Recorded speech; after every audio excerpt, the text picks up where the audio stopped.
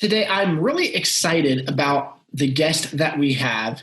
He is a serial entrepreneur over the past 2 decades. His experience spans a widely accelerating pace of practical real-world experience from the U.S. Army to cutthroat world of electronic trading as a pioneer in computerized trading. Maceo built one of the earliest high-frequency trading systems for the S&P 500, which was a pay-per-click platform. He's worked for many other big tech industry companies such as Twitter, LinkedIn, Instagram, Google, Facebook to create automatic systems to help their platforms. And today I want to welcome our guest, Maceo Jourdan. How are you? I'm doing well, Evan. Good to be here. So let's just dive right into it. You have this ability to look at potential trends, and this is one of my favorite things about you from reading, whether it be when you used to trade to big tech companies. You have this ability to look into the future and see the potential trends coming down the road and how you can take advantage of that. How can I, as a very small individual, look for trends in my industry, in podcasting, make it applicable to industry standards where, regardless of what industry you're in, you have nuggets for? Really the easiest way, so if I take your definition as literally as possible, right? So it's, how do you take somebody with no experience, not a huge budget? We were kind of joking around about Gary Vaynerchuk, without a 40-person team working, right? How do they do it? They're going to do it the same way I've always done it, which is elbow grease, hard work. But more importantly, it's understanding that we as people have all kinds of built-in biases when it comes to data. And I know biases is slung around left and right today, and I don't mean it entirely how it's used just sort of like in a general way now. So it's not, first of all, about something called a hindsight bias, right? Mm-hmm. So when an event happens, let's say it's a big event, like the flash crash that happened fairly recently. During the event, nobody has any idea that it's coming. After the event, though, and certainly as more time goes by after the event, that's when people look back and say, oh, I knew that was going to happen. Right? So the first thing you've got to overcome as a person is that you're doing it right now, right? You tell your friends, oh yeah, I knew that was going to happen. Or man, if I would have just, the comment is Bitcoin, right? Oh man, I knew I should have bought that at 13,000. It's like, dude, no, you didn't. You were on Facebook talking about how, if you were buying Bitcoin, you're an idiot, something like that. It's not, that is the first step. When you realize that you look at the past differently than as you were living it, you're going to take a big step into the realm of being able to see trends. Now, why do I say that? Well, I say that because when a trend is, I'll say, evolving or it's being birthed, it doesn't look like a trend. So if you think about cell phones, and even if you think about the internet, dude, we are talking with zero lag. I've got an HD camera here, 96K CD quality audio. Well, when I started broadcasting online, it was in 2005, you couldn't do that. First of all, there weren't HD cameras, number one. But number two, there just wasn't the bandwidth, right? A lot of people were still on dial-up. Yeah, there was broadband, but it was about 50%. So it's not like you could say back then, oh, I knew that things like Zoom were going to be around and all the stuff that we see today. And so the only way to really get into a place where you can see a trend is to first acknowledge that about yourself. And then the next is the hard work. You've got to look around and see the early signs, right? So the early signs are pretty simple to talk about. It's going to be something brand new, right? So my e-commerce company was launched on the back of a new financial product, new to the retail trading world, which was Forex, right? So that's foreign exchange, currency trading. In 2005, it was mostly, us institutional guys or hedge funds, E-Trade kind of people had access to currency trading easily. In 2005, 6, and 7, it got to the point where, you could open up a Forex account with a credit card, for crying out loud. So it got to be easy, and that's not a small thing. So when you go to a well-established industry where there's already pent-up demand, and then you drop something that's new and like massively game-changing, you have the potential for a trend. Now, I just said a lot that can go by people because they don't think it's important. I'm going to start with the last one, potential for trend. As a trader, one of the things that we learned really early on is that we didn't have enough money, whether as an individual trader, as a firm, to move the market very long. Right? So if you buy something, whether it's Bitcoin or anything else, you need another buyer for price to continue going up and more after them, et cetera. And so even though something may look like it's at the start of a trend, as an entrepreneur, you still need to be aware of and be very careful with your risk. It's difficult if you go all in to recover from that, right? Although, as entrepreneurs, we like to talk about it, or, like Fred Smith, the legend is when he was building FedEx, he put everything on the line, and maybe he did. But what we miss are the literally millions of people that put their life savings on the line that went bankrupt. Right. So that's why I say potential. But so even though you may be thinking, oh, hey, Maceo, I see all that going on right now, you still need to appreciate the risk. Let me ask you, keep your train of thought. Yeah, of course. A couple things that you said. We look at our past differently than what we actually lived in. And I wanted to point that out because, I tell myself, when people ask me, hey, Evan, what advice would you give yourself 10 years ago? I say, buy Bitcoin. Of course. It's just one of those things. Now, I thought about buying it at 3,000, but my thought was, well, I don't know enough about it. Right. And I chose not to educate myself. Well, now I have Bitcoin, but I bought in at 36,000. Right.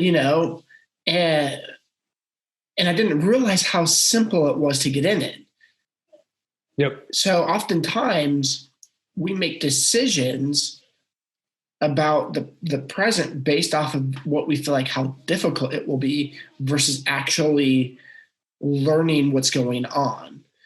But then you also brought the fact that, you have to look at what you can risk. And you said that there's millions of people that have lost everything because they just were too risky. And I want to park on that real quick because I think as you're sharing this, what's going through my mind is that, so let me give this for an example. I used to have my a insurance license for property and casualty and life and health. I had everything I needed to open up an insurance agency. Okay. And the company that I was kind of working at was really recruiting me to go open my own office. I was 23. They wanted me to take out a $50,000 loan from the company that I would pay back, or I wouldn't have to pay back if I hit the numbers. Right. Well, keep in mind, I was one of the top producing agents that didn't have their own brokerage, or their own, I shouldn't say brokers, their own office. Yep. And so, it was very enticing. But I knew enough about myself to know I knew nothing about business. And to take out a $50,000 loan, huge. Yeah. I knew how to sell, but I didn't know how to run a business. Yeah, and you I think were number one because you didn't have an office. That's so the way I'd actually flip it on its head and say, because you were free from the paperwork in the office and everything else, you were able to sell. Another way to look at this. So you've, in your real estate business, have you ever had, let's say you talk about 5 or 6 purchases in a row, whether it's you, clients all together, as those houses are coming into, your purview, your arena, I'm sure you've had some that went off the rails, right? So it was a rehab and it's like, they thought it was going to be 15. It turns out to be 50. Right. Now, when that home came into, whether it was you or your clients, did anybody look at the house and the bid and say, you know what, I think this is going to go to 50 as far as the rehab bill. Right. Well, so I had a similar situation with a client who wanted to flip. No, sorry, they wanted to buy a house and rent it out. Okay. And so in our game plan, because it was a short sale, there were a lot of offers on the table. And I was like, well, if you're renting it out and your play is long term, then you can actually afford to pay, 5 to 10 grand more than what someone would want to flip it, because that's just 1 year of you holding it. And so even though you're not profiting anything, you do get the house and you're still building equity. And so to pay 10 grand more, it's not that big of a deal. But for someone who's flipping it, that's a big margin, especially on a, house, that you're buying for 50, 60 grand. And so what ended up happening is they decided halfway through the process that they no longer wanted to rent it. They wanted to flip it. Yeah. And I was just heartbroken. Like, then you bought the house for too much money. Yeah. You changed the deal economics. Yeah. On a trading desk, we would say you change the trade after you were in it, right? So you get into something, you're like, okay, it's a biotechnology company. You've got the inside track, they're probably going to get FDA clearance. So you're in it. And, just before the event, you're like, you know what, I'm confident with this company. I'm just going to hold it, and then of course they don't get it. Price goes, starts going down. So instead of getting out, you're like, well, this is a long-term play. There's kind of an adage on short-term traders' desks that they're a trader's investment portfolio or their failed trades. Yeah. Yeah. And what ended up happening is, well, it's just crazy because the story gets even worse, is that, they put too much into the flip at that point. Right. I was like, hey, don't do this. Well, they built a deck. Don't paint the house this color. They painted the house, because now not only was I their buyer's agent, I was going to be their listing agent. And so, they took a couple of my ideas that was really worthwhile and made the house worth more. But some of it was like they did too much and they didn't do the right things. They spent $1,500 on building a deck when they could have put $1,500 of granite countertops versus Formica. Yep. You can get way more out of the granite countertops than you could building the deck. Yep. And so they didn't do the right things. Okay. So now we're getting ready to go on market. The house should be probably at 115 resale. And I said, look, I know you want more, so let's just put it at 118. And I said, here's the thing. It's probably going to sell because it's day one of market. And right now it's crazy seller's market, but then it was still a little bit of a seller's market. Now it's like, as we're recording, exploding. And I said, you're going to get a full price offer and you're going to get asked to pay for closing. Pay for closing. Don't reject it, because that's where the market is right now. Mm-hmm. And if you reject it, you might not get as good of an offer and still have to pay for closing. And so I told them this. Well, no, where we're from, we don't pay other people's closing. Well, they got exactly the offer I told them, and then they rejected it. And then they sat on the market for 3 more months, not selling the house, or 4 more months, because they just weren't willing. So then they end up lowering the price, and then they get an offer for lower than what they lowered it, and still had to pay closing. Yep. So, well, there's a lot packed into that, right? So I'll relate it back to understanding the trend. It's not only we have to deal with our hindsight bias, we've got to understand what is really contributing to the trend, right? So what you're describing about selling a home, and I've actually, I've got a fairly active real estate portfolio, so it's like we're speaking the same language. And so, we both know if it's a married couple, the wife is going to make a lot of the home buying decisions, and those home buying decisions are going to revolve around, first impressions of the house from the outside, which is why you should probably have a door that's painted, a nice color. You definitely don't want like kick marks on the door when you're coming in the front door, but it's also the kitchen. Having a kitchen that looks nice, which is why I was nodding, when you said granite counters would have been a far better spend, than the deck. So those kinds of things. So if somebody's looking to get into real estate, what they're probably going to listen to and what they're going to hear is, oh man, Evan said it's a seller's market. It's hot. I need to get in. Well, okay. Yes, those are the aspects of the trend, but then you've got to, as an entrepreneur, you got to think about how am I going to actually capitalize on the trend? Yeah. Which means you've got to, you make money when you buy it, right? That's true in everything. It's not just real estate, whether it's real estate, it's trading, but it's also business. People don't really think about business like I do as a trader, but I really do think of all business as what's called arbitrage, right? So arbitrage just means you can buy something at one price, and because of whatever, whether it's you've got a faster connection or you've got, your uncle works someplace, what I mean? You've got some way to buy at a great price and you can sell it at a higher price. That basically describes all of business, right? So Starbucks, for example, was built on the fact that Americans really don't like crappy coffee. So they were able to go to, literally the bottom of the barrel coffee beans that they wouldn't even be traded on the open market. That's how bad they were. And so they could buy coffee at an even lower price than, what normally you're buying coffee for, and actually traded coffee. So I know a little bit about it. So even something like Starbucks is arbitrage.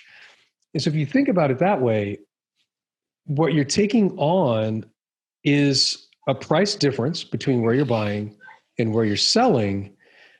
And the more you know about what makes the value in the mind of the customer, the better you're going to be able to make good decisions about what you're buying and what you need to do in the case of real estate to get it to the point where somebody is going to want to buy it.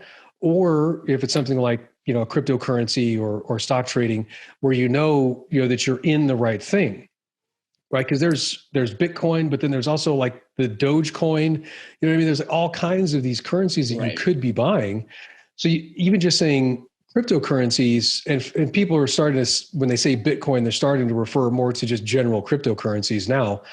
But even in that market of cryptocurrencies, you have more choices. So the mistake that people will make is looking at Bitcoin at, I don't even know what the price is. They're looking at that price and they think, well, I'll just go buy this other one, mistakenly thinking because of cliches like a rising tide lifts all boats. Yes, it does. You just don't know how much, and you don't know for how long.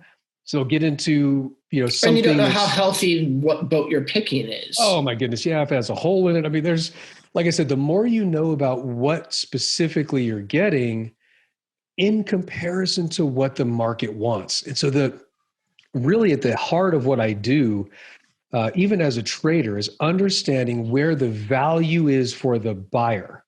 And this goes all the way back to when I was a kid. Usually when people ask me, well, how'd you get your start? I tell them the story of my first business as an 8 or 9 year old. I was delivering newspapers, and the older women in my townhouse complex had little bird feeders up, and they were, this red liquid and this kind of weird shaped thing. And as a kid, I had no idea what it was. Once I found out, it was a bird feeder, in like A Boy's Life or something like that, I saw these instructions to make a bird feeder. You take a baby food jar, clothespins, glue the clothespins on the baby food jar, roll that in peanut butter, and then roll that in birdseed. And of course, the peanut butter and the bird go together, right? So the birds, flock to it. It's kind of crazy, actually. But what the ladies wanted was the birds. They didn't care what I was selling them. They wanted the blasted birds there. And the more birds you could deliver, the better. Now, as of course, 8 or 9 year old, I didn't realize any of this. It's like with my entrepreneur brain looking back in time, which again, hindsight bias, of course, I can make all kinds of decisions that 8-year-old can't. But what I learned was that if I had the buyers, everything else took care of itself. I already knew these women had a bird feeder. I didn't think about, the birds being attracted to the peanut butter and the bird seed. I didn't think about any of that. I just thought, oh, well, maybe I can sell them something, make us your arcade money. Right. So, it's the illusion that we get is in looking at near-term stuff with that hindsight bias, right? So especially if you get a big boom in something, like let's say real estate goes from being flat to being really active. The danger is going Thinking back. You're doing great. And the danger is in going back and thinking, oh, this is going to be just like the last time. Mm-hmm. Well, maybe not. You're far better off to talk to somebody like you and say, hey, what is different about the market this time, if anything? Are buyers looking for something else? Are they looking in a different neighborhood? And that way you wind up with a more accurate picture of what it's really going to take, instead of making the mistake of saying, okay, this is a big trend. I'm going to go over here to this, this other area of real estate where I can buy something even cheaper, where you might tell them, hey, yeah, the houses are cheaper over there for a reason. Like that's a war zone, or, or something like that. Where if they're new to the market, or if they're just, kind of being the usual entrepreneur and hoping for the best, they're going to expect, well, I can buy more houses, and they fit their business to what they want. So that's like the last step in thinking about a trend is you've got to be careful not to fit your model to the market. And so the way this is done in stock trading, which drives me nuts, is somebody will backtest a strategy, right? And backtesting simply means you come up with all these rules for trading. And then you go back to like 1960 and you tell the computer, okay, trade all these rules from 1960 all the way through to, 2015, right? So the idea is, well, that's such a long time. I back-tested this strategy over 50 years. Well, that's meaningless, really, because that 50 years has nothing to do with today or what may happen. That's one way to think about it. But the other way, more common, is people will, especially in real estate, they'll come to you and they'll say, oh, the market did really good. I missed out on the first boom. Now that it's booming again, I want to get in. And so they'll think all the stuff that worked that last time is just a lock for success today. And so that's the last piece, is not only understanding the buyer, but understanding really what's going on in the market now to get that buyer sold. Would you say to understand the market, it just takes time and practice? Because I look at, that story I shared with you, and I have several other stories. I was able to tell the client exactly what would happen, and it took place. Mm-hmm. Because I'm used to the market. I knew. Now today it's completely different. I could say you could hold out on selling and drive the price up because for one house, there's 6 buyers right now. So you don't have to pay. But then it wasn't the case. There was maybe 1 or 2 buyers per house. So it wasn't that big of a seller's market. So to go back to that question, you're just starting off. So let's take this for example. I'm just starting in the cryptocurrency world. And I've put money in it based off of other people's advice and what I've been watching and understanding. But again, I don't know this stuff for myself. I don't have years of experience. I start off based off of other people's knowledge, which is a really dangerous and scary thing. Yes. And I'm puckering over here for you. And so I put enough into that. If one of them hits, it will be a nice payday. But at the same time, if I lose him, that kind of sucked, but whatever, it's not, it's no sweat by any means. And so how do I go about? That's actually the best start. That's the best start right there. Is really? The way I described it in trading. Now this is whether it's trading cryptocurrencies, futures, Forex, stocks, options. Or any other style of business. Well, and I would actually expand it to that. So if you're looking to take a financial risk, you need to start with the amount of money that you're okay with doing the following: walking out in front of your house and setting it on fire. And I was pause and let that sink in. And I've said that for now almost 20 years. And of course, generally people, they just don't believe me. like, oh, that because, and they don't believe me because that number is truly so small, right? Because that's literally like in the 20s and hundreds, not the tens of thousands, Right. which is of course my point. The big gap here is this. When human beings think about odds, right? What are the odds of success? Or when somebody asks, what's the best way to do X? Part of what they're thinking about are their odds of success. And of course, everybody wants guaranteed success, which there's not. I mean, I can answer that definitively. There's no guarantee of any success in anything. By the way, including breathing, right? Because SIDS is a real thing and kids like just die. So don't try and think that nothing falls into this category. So if that's the case, then, and you're saying, well, gosh, Maceo, then I can't do anything. I would say, well, that's actually a really good start. Because if you're starting from a standpoint where you realize the amount of money you could truly do that with is $100 or $150, and you take that into any business world, you're going to find out it's going to be really tough to do most of the things that the crowd will tell you to do. Now, what that will force you to do, though, is to operate business just like all of our historical heroes did. We forget that John D. Rockefeller started with nothing. Andrew Carnegie started with nothing. His family came to America literally destitute. And we forget that. That's the power of America is...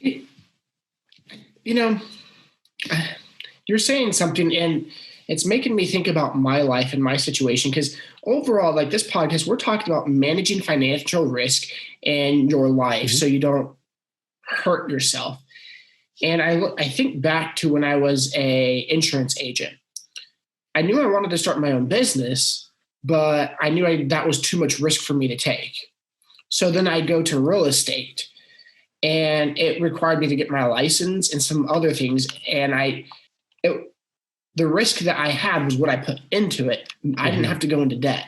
So there was there was an upswing without a lot of, if I failed, I failed, but I didn't go into $50,000 of debt. Right.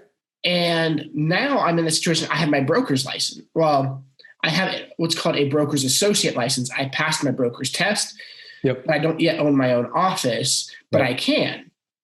And so now I'm actually in a place where I can actually take more risk, because not only have I spent 8 years in the industry, I've also accumulated enough financially to where that risk might be doable. It's questionable, but it might be doable. So in this sense, okay, now if I put everything on the line, now I have 8 years of experience. But I'm also looking at the current circumstances. We're probably getting ready to go into a housing crash. We're probably getting ready for financial. So do I want to take that risk right now? Probably not. I want to take the risk. In fact, I'm looking to sell my house for that same reason. Okay, so here's what, and you said a lot there. So one thing that we've always got to keep at the forefront of our mind is risk of ruin. Right. So as a trader, that phrase risk of ruin is everything, because, if you pull a Lehman Brothers, or if you go further back in time, like a Barings Bank, nobody is so large that they can't literally go out of business plus a factor of 10.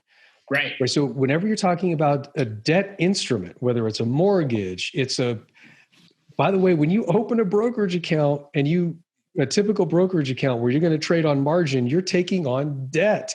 If you trade futures, you're taking on debt. If you trade options, you're taking on debt. And buried in that 400-page disclaimer that nobody reads is all of the language that says, hey, if you lose more than you have in your trading account, we're going to come and take your house and your cars and your kids' toys and your wife's wedding ring and her wedding dress, which I've heard all the stories. I've only witnessed it once, but when you're in that situation where you can literally lose more than what you have in assets, that's risk of ruin. Yeah. And so if you start off with, okay, I want to minimize or completely get rid of my risk of ruin, you're in a fantastic place. as you tighten up your risk controls, what you're going to run into headlong is this clash, especially if you're, high in trait openness, or which is a psychological term, or you're extremely optimistic. You're going to feel like you're being a pessimist, and you're going to run into all of these knuckleheads on YouTube which talk about overflowing abundance and all of that, which doesn't come into play when you're talking about having a chance to lose more than you have. And so a way to think about it is, would you play Russian roulette if every time you won, you made $10 million? Now, if you think about that, you've got one chance in six to blow your brains out. And so you're thinking, okay, well, if I win, I get 10 million, but if you lose, you're dead. Right? That's risk of ruin. So subconsciously, back when I was a 23-year-old, this is the same principle that we're talking about. I just didn't let me put it this way. You can't risk what you don't have. Mm-hmm. I didn't have 50 grand. So why in the heck should I go risk 50 grand when I don't have it? Because not only does that takes me negative. Right. So not only do I not have it, but how the heck am I going to get it? Because if I can't get it now, how are you going to get it back if you lost it? Right. Right. Yeah. If I can't get it now, how am I going to get it after I've lost it? Right. Like that makes, and I'm really glad you said that, because I'm going to change numbers with this, with the story. But so for example, let's say I have 10 grand in the bank, mm-hmm. and I'm wanting to get into cryptocurrency. Maybe 500, maybe at the most 1,000, because now that's 10% of what I have, but maybe if I risk 5% and I put 500, really you should probably be risking around 1% to 2%. So we're talking about $100 to $200 off of 10 grand. Right. Yep. As a trader, that's exactly right. Which is why, so if you look at trading in general, the big flashy stuff gets all of the press. The people that can make make a prognostication, so they predict the future and they're right, they get all the play in the news. But nobody talks about, well, how many times were you wrong? Nobody talks about, the 500,000 people that guessed wrong. We like to focus on people that give us a sense of security. And so again, I'm going to talk about a lot of these psychological things that we deal with, because whether you're a trader or you're an entrepreneur, it's 100% mental, right? Because if your psychology isn't right, you're going to make some of these easy to avoid mistakes. And so from a risk standpoint as a trader, 5% would be considered a gunslinger. 10% would probably get you fired.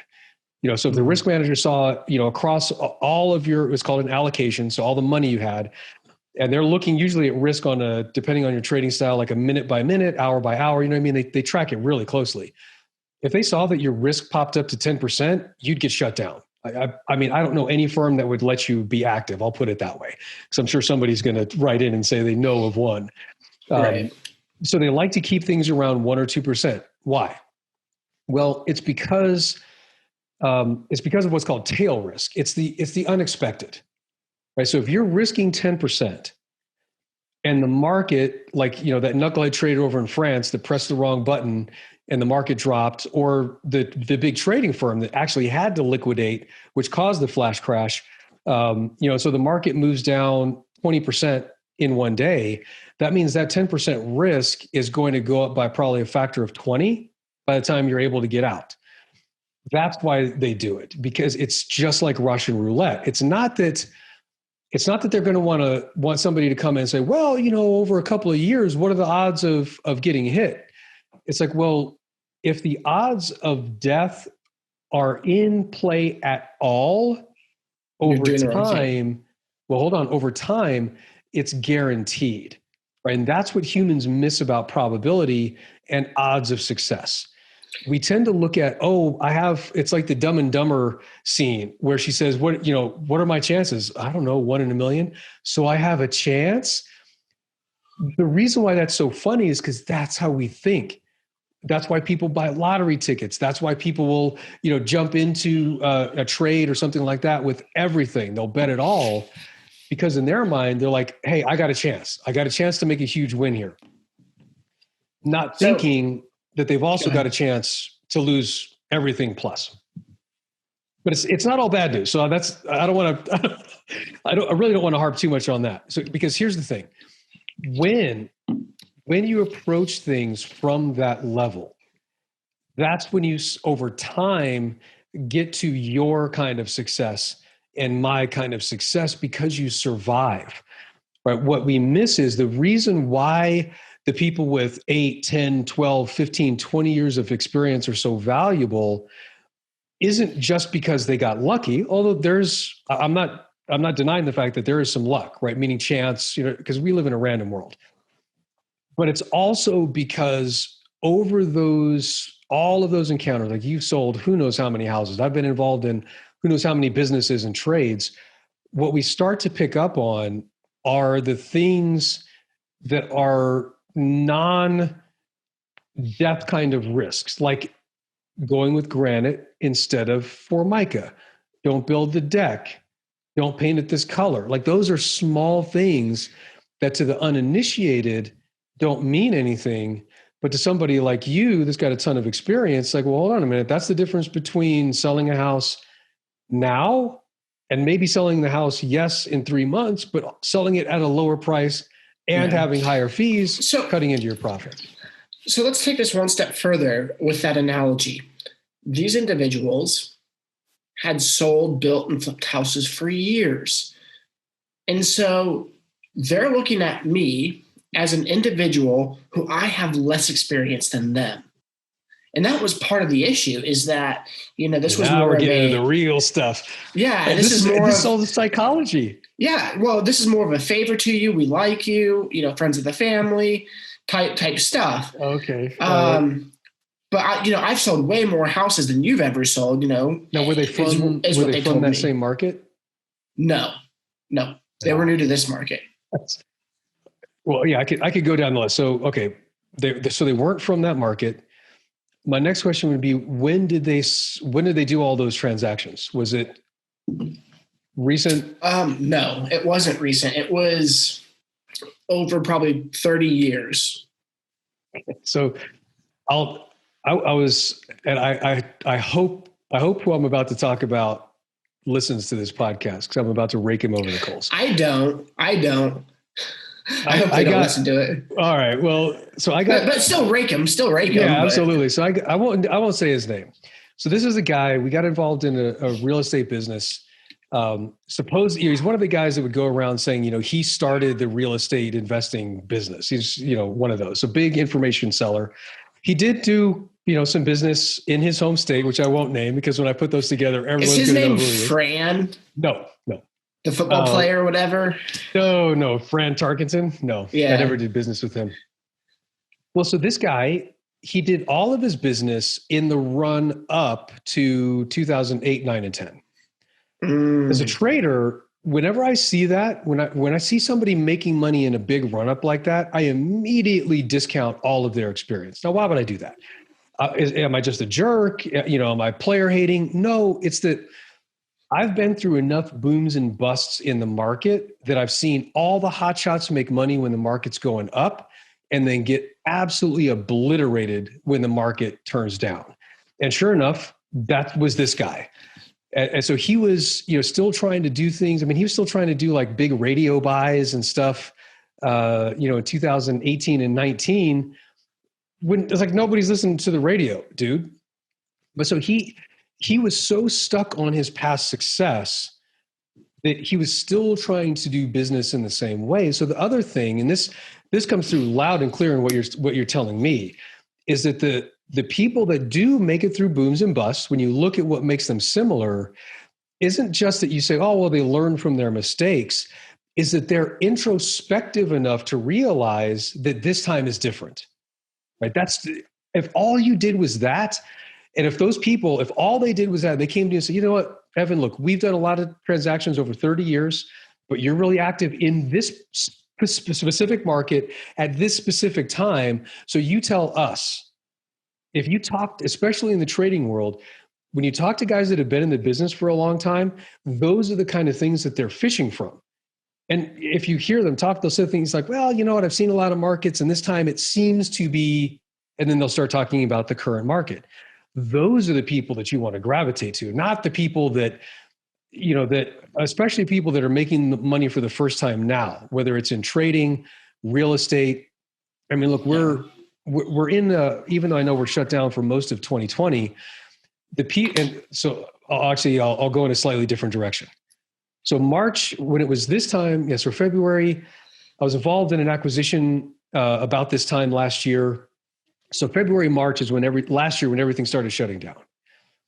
When I was talking to my e-commerce and like CPG, online e-commerce people, I was telling them, look, this is going to be really great because everybody's going to be forced to stay at home and they're going to be buying online, but don't buy your own book. In other words, don't start telling everybody how great you are. They can't shop anywhere else, dude. It's like, of course, e-commerce is going to go up. And so today, like what's prescient for today, what's happening right now is you've got a year-long cycle of people online and in digital in general that have made a crap ton of money because of these aspects that I'm talking about. And so the danger in that is thinking it's going to continue, but also thinking that those people have some kind of special secret sauce. They don't. You know what I mean? It's right. What was going on in the market. Yeah, because I know it's a bit of a sidetrack, but there's a guy that I know who's done phenomenal in e-commerce, and again, follow me. I'm a guru. I'm this. I'm that. Okay, yeah, right. But I've watched him over 5 years grow. So for the fact that I, he's like, hey, join me, do this, and I'm like, yeah. When I look at him and the success he has currently, it took him 5-6 years to get there. But I can't have that success by buying his course right away. No, you won't. And because it's so good. This goes to your real estate. This goes to your real estate. That is the lie. And so you asked a question that relates to your particular market. So the one transaction was earlier, more towards the beginning of the seller's market, and now you're in a slightly different phase. Yeah. Right? So the trends evolve. Right. So now you've got more people bidding on a property. You don't have to offer concessions.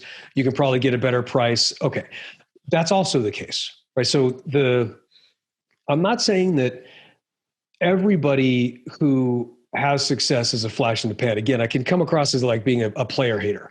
What I'm saying is for somebody that's going to put all their money on the line, you pardon me if I get upset about this, because I've had some good friends that have, followed this siren song and literally lost all their money. What you've got to do is think more realistically, think more critically about what somebody is telling you. So granted, if somebody has had a 5 or 6 year track record, that's good. I mean, I'd rather have 20, honestly, not just because I have it, but because when I didn't have it, that's what I looked for, right? So when I was in my 20s, I looked for people that had 20 years of success in business. And then the first thing I looked for was, well, do they have 20 years of experience or do they have 1 year 20 times? Right. When I was younger, that was actually a phrase that was talked about quite a bit. The magnitude or the size of your success is going to be relative to the trend. Right? So you could have a huge trend like the internet, right? So Gary Vaynerchuk, I love picking on the guy. He is a perfect byproduct of 2 trends, probably 3. You've got the internet, you have pay-per-click, and then everybody forgets that while he was touting his wine library, you had Total Wine, like these big box stores that are only dedicated to wine. So when I look at what caused his success, it wasn't because he was buying clicks for 5 cents a piece. It's that the demand was there. Like, because you could buy clicks for 5 cents a piece, but if no one is buying your stuff, you're just paying money to get people clicking on your site, which of course happens all the time, where you get clicks and no transactions. So the real genesis of Gary's success in Wine Library was the being able to see the trends before they happened. I won't give him that much credit. I mean, maybe if I met him and talked to him, but given how young he was, and I watched the show, he was a knucklehead. Well, speaking of, let me bring on Gary Vaynerchuk. No, I'm kidding. Hey, let's do it. I would love that. So I'm saying at the time, right? So when he was doing Wine Library, he was nowhere. he was not aware of all of those trends. And even when he talks about it today, he ascribes it to cheap clicks, right? So now here's the siren song. So the siren song that Gary's putting forward is, hey, clicks are cheap on Facebook, relatively speaking. Clicks are cheap on LinkedIn, relatively speaking. So go forth and multiply, right? Make a lot of money. What I'm saying is Gary's conclusion that the cheap clicks were the catalyst to his success is not only wrong. If you try and follow that, you're going to destroy yourself. Yes, the cheap clicks are a factor, just like the countertops are a factor in your sale. But what was really driving the sale was the fact that real estate was in demand, right? Because we just saw a lengthy period of time where real estate was not too much in demand. In fact, my personal home, I held it for almost 15 years, and I didn't even break even on it. So there's a wide section of real estate which actually sold underwater even, which again, everybody said it couldn't happen in real estate and all that. Right. It all comes back to the trend. If the trend is in place and you have cheaper clicks, the magnitude of your success can be bigger because what's called the unit economics, right? The cost to actually sell your product is going to go down. But again, you've got to start with the trend. Gary, we probably wouldn't even know who he is had there not been Total Wines. There's Total Wine and another one, Bevmo. These national big box stores that are primarily selling wine. Nobody's going to take on a huge loan to build a 50,000 square foot retail space, another 15 million on inventory for one store if there's no demand. And so all of these things go on in the background. So you've got to think more clearly about what people are doing, but really just ask questions. I'm famous for asking, well, compared to what, right? That's a really good question to ask. And then, well, how do you know that? Right. So Gary says, it's cheap clicks. Okay. Well, how do you know that? Well, my success at Wine Library was because of, well, how do you know that? And you'll very quickly get to the bottom of how somebody knows it. I'm not saying that it is because you need to tear somebody down, but then you as the entrepreneur can make a much better decision about your finances relative to somebody else, either their success or them openly telling you, hey, go buy my stuff. Yeah. When I look at this idea of trends and financial risk and where we're at and how we respond in our lives to financial gain based off of financial risk, there's this idea that it's almost as if we're playing poker. And there's this poker play that there's going to be this time where I'm going to have to go all in. And if I don't go all in, then I won't ever see the success that I want. And as we're talking, I'm like, actually, we don't ever have to go all in. You don't. We just have to keep milking it. Oh, here's a perfect example. Yes. Hogs get slaughtered. Pigs get fed. Yep. Very old adage in trading. Yep. Yeah. So you never, so as a trader, I would say this, you never go all in. And again, it's because if you do that, then over time, your risk of ruin is 100%. Well, and then you're dumb enough to think you can do it again. Well, it's there's so many traps to that. And in fact, I know plenty of trading firms, if they look through your trade logs and they see like those like huge bets every once in a while, not even a candidate. It's like, you don't want that. And if you look even in the business world, when you see companies, that make all in bets, they don't last very long. Yeah. But again, because we're so focused on the flash in the pan, we've got the hindsight bias. That's why I started there. If we look at these things for how they actually are as best as we can, we will get further away from this risk of ruin that we're talking about. Another way to say it is, from making making the stupid mistakes in whether it's in business, trading, or whatever. You want to distance yourself from dumb mistakes as best as you can. Right. And even know your special skill set to whatever thing that you're trying. So here's another example. I told you that I'm just now getting into cryptocurrency. And I have one friend who buys and holds regardless. Like, he's just buying all the time. If it's 3,000 for Bitcoin, he's buying. If it's 40,000, he's buying. He's dollar cost averaging the whole process. So all he wants to do is buy and hold. I have another friend who put his entire life savings in a very volatile cryptocurrency. Yeah. And I have another friend who's like, hey, I'm just playing with $20, $30 here or there, and I'm just trading. And so I've put money in Bitcoin. I've put money in this volatile one. And then it's like, I'm going to try this other friend's tactic where I'm going to day trade crypto. I put 300 in day trading for cryptocurrency. I lost 100 within 3 days. Mm-hmm. I was like, this ain't for me. Yeah, I'm not smart enough. Like, I can buy and hold. I can do that and hope that it hits. But still, I'm not going to leverage everything I have like someone else. So yeah, well, if it makes you feel any better, I passed up on like a legit source telling me to buy Bitcoin at 1,000. I passed it up again, when it had its first big retracement. I forget what it was. It might've been around, kind of 2,000 or 3,000 when it, kind of broke into the mainstream. But really, I briefly saw cryptocurrency when it was like $150. But again, it's like as a trader, I have no angst over that at all, because at the time, that was the right call. I had so much more to do, where everybody that's listening to this that's thinking, oh, he's an idiot, he doesn't know what he's doing. That's an indication of the hindsight bias. Mm-hmm. It's like nobody, when Bitcoin specifically was $100, or when the guy launched it for a couple of pizzas, he gave, I forget what it was, like 12,000 Bitcoin. Nobody in their right mind would have, said, well, you know what, forget about the couple of pizzas. I'll give you $150,000 for that.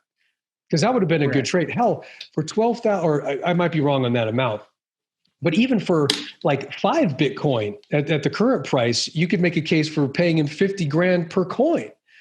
So it's like we've got to remember that we're going to look at these conversations we're having about this past price and past opportunities with the wrong set of eyeballs. Well, and not only that, so I told you I wanted to buy Bitcoin early, but never did. Yep. Part of the reason why I never bought early isn't because I didn't want to. It's because I had no resources to do so. Even better. And I remember, it was $3,000 not too long ago, and I just didn't have anything. And, hindsight's like, do I wish I put, it on a credit card? Well, sure. But I was risking what I didn't have. And it was a smart decision. Hindsight, you could say, I should have sold my car. I should have, sold the house, put the kid into a little slave ring for a short period of time. Exactly. And so, but the thing is, going off of what we're talking about, don't risk what you don't have. Like, that was the smart decision for me. I didn't have the money. Well, now I have a little bit. I can put $300 and try to day trade and then realize, okay, I suck at this. Let me just put this 200 in, XRP or Bitcoin. I don't have crazy amounts of money in it by any means, but I'm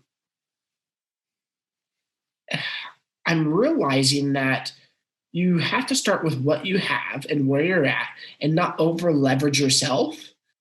But then also based off our conversation is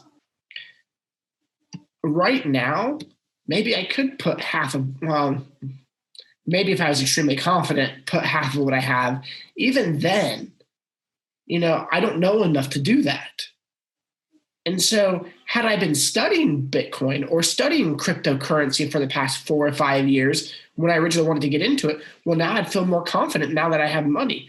But now that I have money, I still don't feel any more confident because I've never studied it until recently.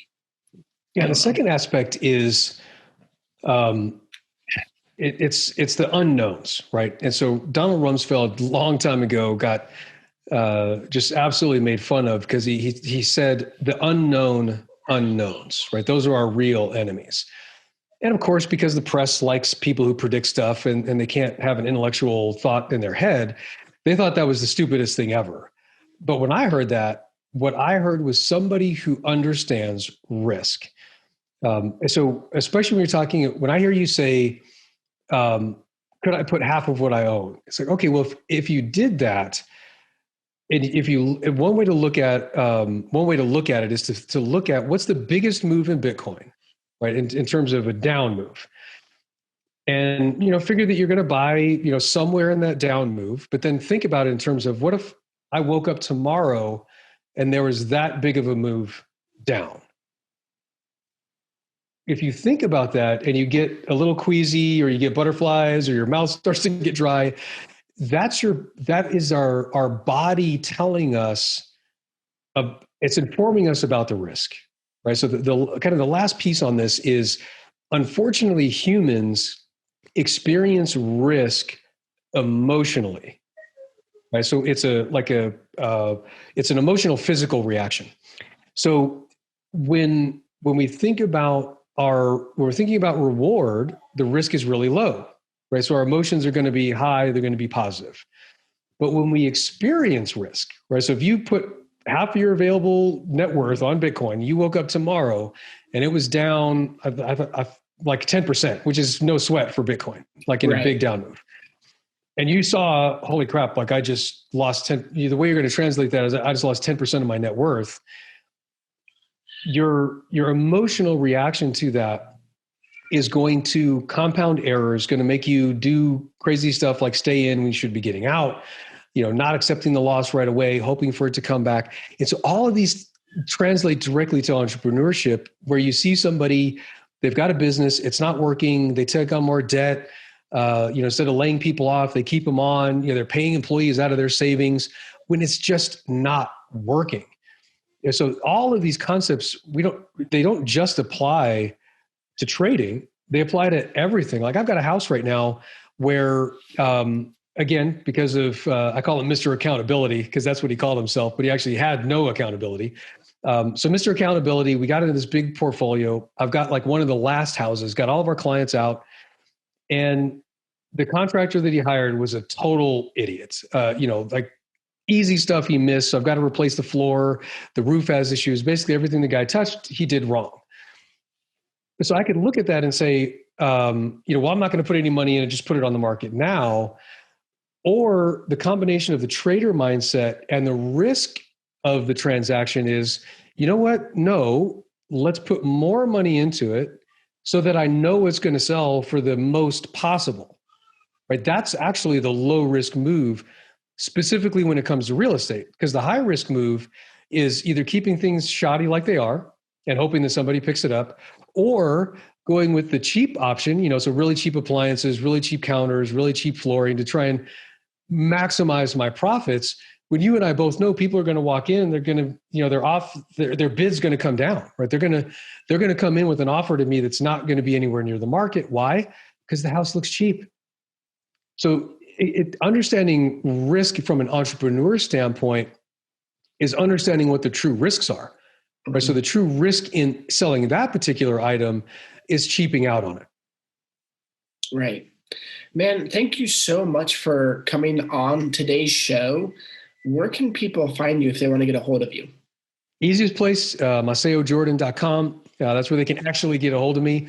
I love to have conversations. You'll get to see some of my wackety marketing tests. And then I've got 2 projects I'm working on now. One of them is called Connexia. It's a healthcare roll-up. We're involved in home healthcare. And then the other one is over at Lore TV, where we're building the next-gen media empire. All right. I like to end each show with 3 questions, and I'm just going to bang them out here with you. Let's do it. In terms of negative self-talk, what are you currently struggling with? Why are you telling yourself? It's probably just like everybody else, wrong decisions. I second guess myself. I nitpick myself. So if I'm on a sales call, or even like this interview afterwards, I'll come up with the 90 different things I could have, would have said. Okay. What brings you peace? My daughter and the Bible, in that order. Gotcha. And then what was the best decision you've ever made? The best decision I ever made. That's an interesting question. To join the Army and try and be a Green Beret. Well, thank you so much for joining us today. I absolutely loved the conversation that we had. So go follow him on his social platforms, Facebook, Twitter. I believe you have Twitter. I do. And are you on YouTube? Only marginally. Only marginally. I'm a recluse. All right. Right. Okay. Well, find him on Facebook and follow him. Full of wisdom, full of knowledge. And thank you so much, Maceo, for coming on to the show today. Take care. Yeah. Thanks, bud.